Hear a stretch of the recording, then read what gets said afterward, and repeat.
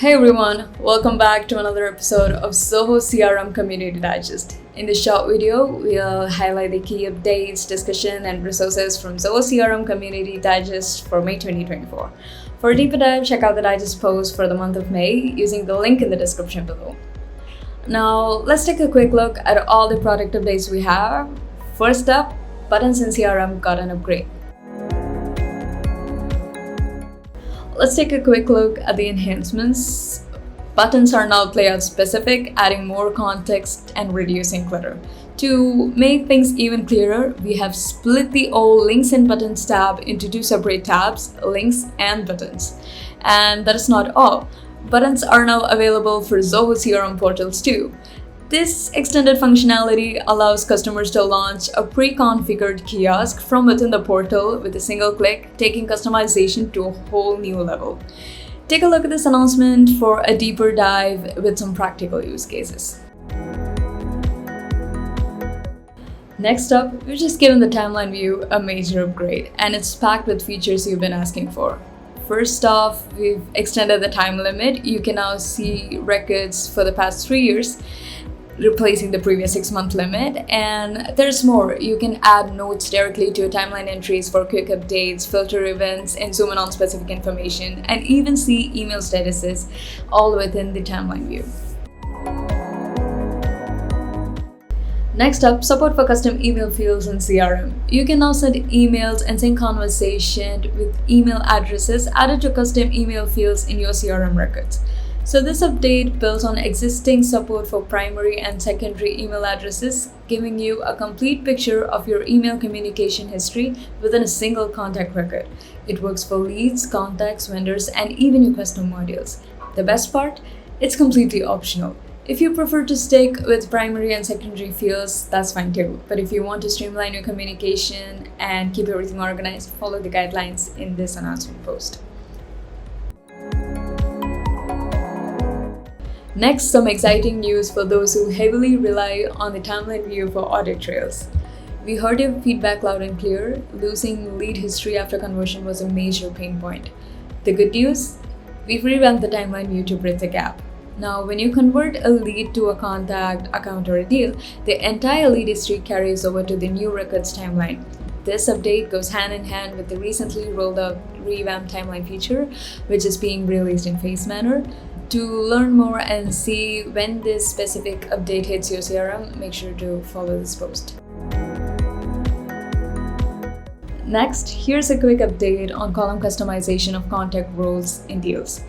You can now customize the column displayed in the contact roles section of the deals module. This means you can rearrange the information and choose the details that are most relevant for your team to see at a glance by clicking on the icon next to the Edit All button.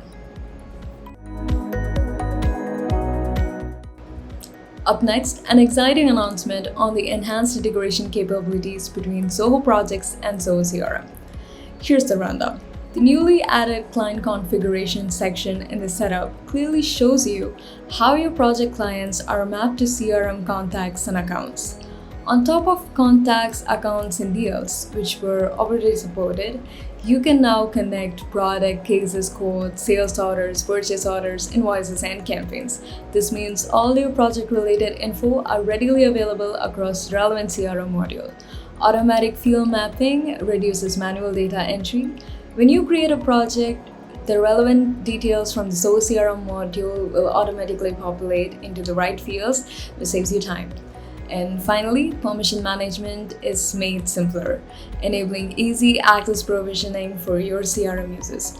And there have been quite a few announcements already.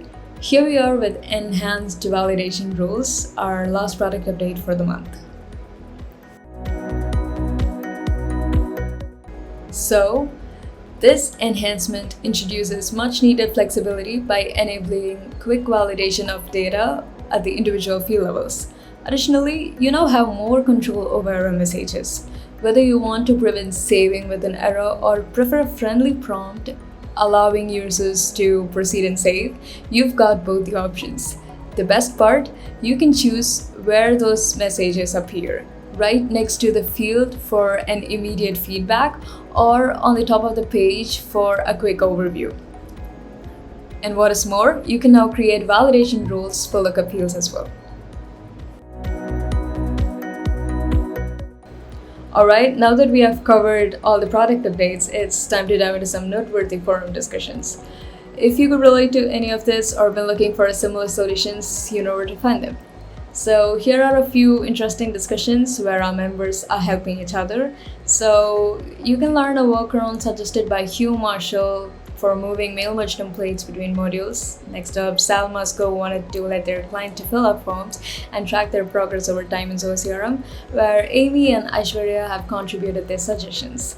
And you can also take a look at Aishwarya's suggestion on automating VAT calculation for codes. In the function sections, if you are looking for a way to keep contacts and deals in sync, check out the latest post by Tyler and Hugh. They teamed up and created a Delus Script. It lets you auto-update specific fields and deals whenever it changes in the contacts. Oscar needed to use two workflows together. The first updates the contact field when a deal closes, triggering another workflow to email the deal contact. There is a missing parameter in the function code required for the first workflow to trigger the second one. Vigneshwaran and Aishwarya provided the fix in this post.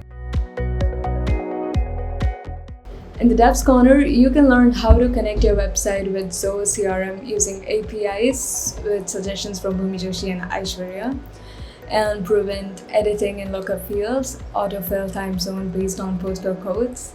And there's a special shout out for Hugh Marshall for sharing a script to make lookup fields read only in the subforms and hide custom buttons based on lead stage. And in this post, Dan has paid a glowing tribute to Hugh Marshall for the contributions to the community. Finally, this month's Kaizen has covered on how to create custom CRM widgets using React.js with step-by-step instruction, and how to convert leads while avoiding duplicate records, and using widgets to create a knowledge base within CRM. With that, we have come to the end of this month's video digest. We hope you found this recap useful. Make sure to check out the Zoho CRM Community Digest post using the link shared in the description below, and do share your feedback. And thank you for all the contributors. We will be back again next month with all the highlights from Zoho CRM community. Until then, stay connected with the community, participate, and take care. Thank you.